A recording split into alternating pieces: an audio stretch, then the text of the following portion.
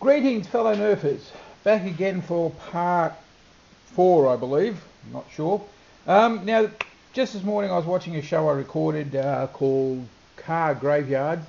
I quite like shows about restoration of anything, doesn't have to be cars, but this one was, most of it was 3 guys talking to the camera, and I realised that is what I was doing in a lot of mine. So I'm going to show you some of the things I do and how I do them and why I do them. Now I left you on the buttstock last time. As you can see, I've made another piece to give it a bit of strength. I'll just zoom in here a bit, see if I can get it in the camera. If I'm that clever, sort of. And as you can see, this bit's all pretty rough and tumble, but that doesn't matter. But I've got this piece screwed to this piece, the actual buttstock. So the rough, messy bit is going to be covered by this. Now, I was originally going to do this with it, but then just playing around, a happy accident, this bit fell on it like so, and just by playing around with it like so, I realised if I trimmed a tiny bit off there, moved it back, I could still use that screw hole, and I only need to take a bit out of here to fit around this bit of the nylon butt, and that will also still give me room for my magazine release.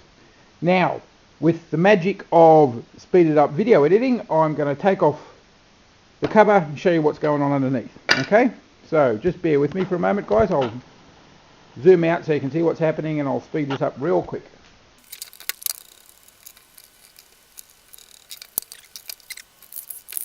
Okay, we're back. Now, you may have noticed I had to take those 3 screws out to get that off, because they're screwed into that. Okay, now I can take it apart. So pull that off. Now, a couple of things you can see I've done here. This nylon buttstock, this brace bit, and if I zoom in, I use my hand at the same time, you can see I've actually cut a hole in the top of the nylon there. So that fits in, that helps to hold it. And what I've also noticed is down here, this nylon is very close to this area here. So I can put in a screw at a diagonal and tighten it just so the head just rubs on inside of there. So I've got just another bracing point, just another securing point for it. And it's still not going to get in the way of my magazine catch.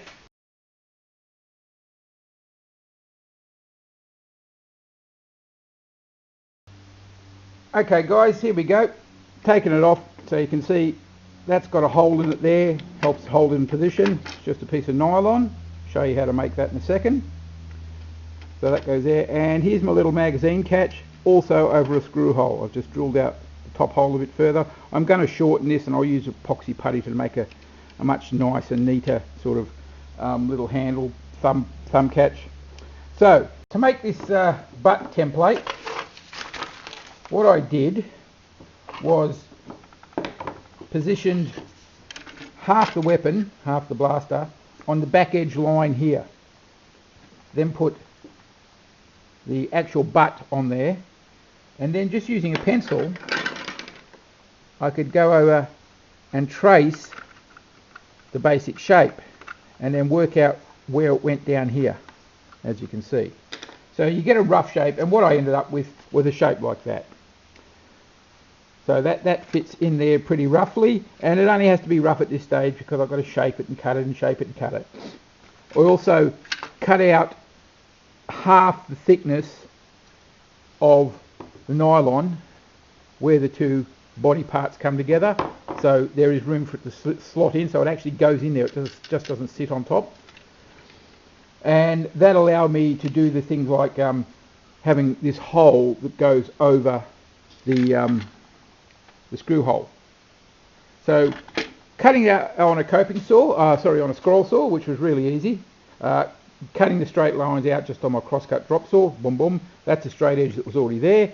So just that little bit, all I had to do was basically put it in, see where it needed moving, cut a bit, grind a bit with my Dremel, whatever, and eventually through trial and error I eventually made it fit, and it just flops in like that. That was at the point where I discovered this matching bit, so I will put a screw in there and a little slot in, cut a slot in that plastic there, which will allow me to just have a better anchor point. And that was it. The next thing to do is to route this. Now I got some routing bits from my Dremel some months ago, but of course I've lost them after going to the trouble of making a little table for my Dremel router. So I'm going to use my Triton router to put a curve on the edge of this, just make it a bit more comfortable when it fits on next to the shoulder. Okay, we'll do that next. Okay guys, time to do the routing. This is going to be noisy. Now I've got to remember I want the curve on this side, so I have to do it upside down. So here we go.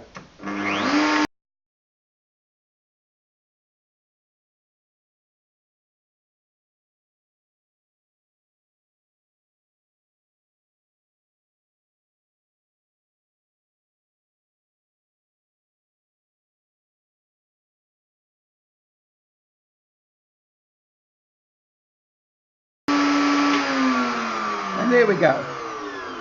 Not too bad. Looks a bit rough in spot because lines are uneven in the first few spaces, but you know, I'm happy with that.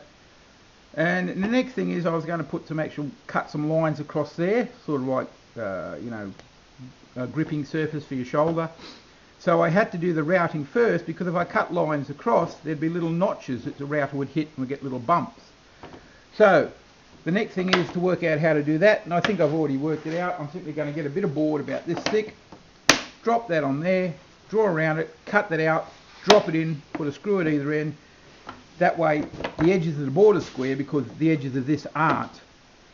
And I'll just run it through my table saw upside down, zoom, zoom, zoom, have it set to about 2mm, so it'll cut the slots.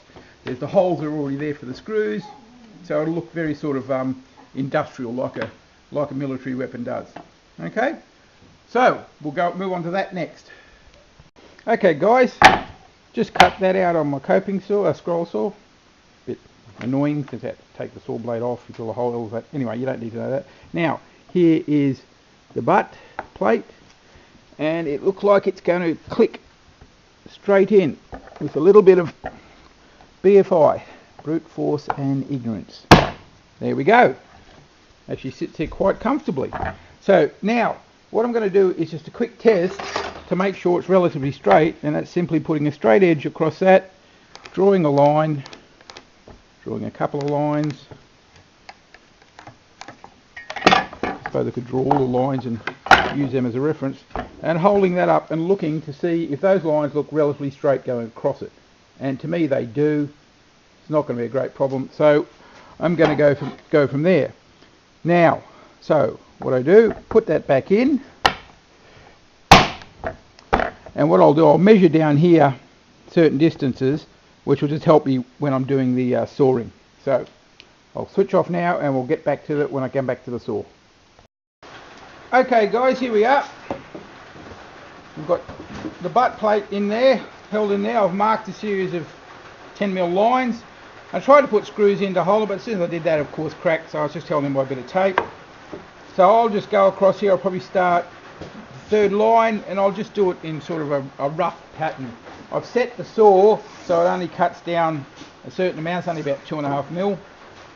So let's give it a shot.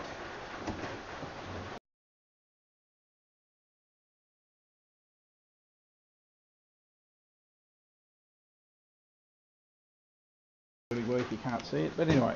So there are our slots cut. And when it's painted up, it should look pretty nice. A little bit of cleaning up around the place, but that's it. Okay, I'll go and whack this back together, you know, with the magic of camera and all that sort of thing, and you can see how it looks. Okay guys, we're back finally. Now there's my nylon butt brace. I've put the little metal screw in, cut a corresponding slot in the bottom here where it matches, and another one here, and another one there, because I didn't mark where it was supposed to go, and that is a mistake. Anyway, so that hole goes on there like that.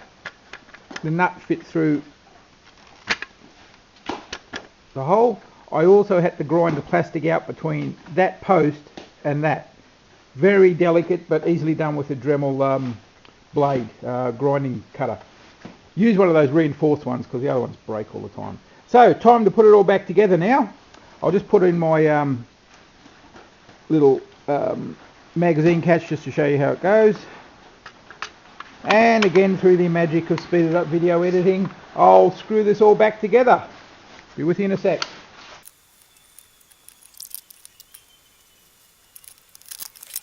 And that will do for the moment. So, as you can see, I forgot to put the trigger in, clever me. But the gun is back together. Let me zoom out as far as I can, that's it. And we've got a really nice tight buttstock. The gun is pretty straight, well, very good in fact, and I'm quite happy with it. Now I know I've said in the past it's a bit long from here to here, a little bit long, but I have noticed I've got 30 mil there. I could pry out the epoxy, cut that off, shorten it if I need to. But what I'm going to do is just go ahead and make it and see what happens, because that's always something. The next video will be dealing with this hole here, which will be pretty straightforward, I'm pretty sure. Just a little bit of nylon cut to fit that. The only thing that's going to be really tricky is I want to put the nylon in, but I also want to cut it so it's vertical to this sloping edge and this sloping edge at the back. So you can see there's like going to be a little bit of tricky measuring and cutting to do. And I might make that just one piece. It just is held in permanently on one side and just a couple of screws on the other side. And I think pretty much after that's done, it's just the final finishing, sanding, painting. Oh, yeah, I've got to do that as well. That's got to be, something's got to be done about that. I'm going to trim it off and just have a very thin wall there, just like Captain Xavier, and just fill it with some scrap plastic, putty it over, contour it, and that will be it. And then we'll move on. So until next time, as Drac says, Nerf Drac, on love, much out. Bye.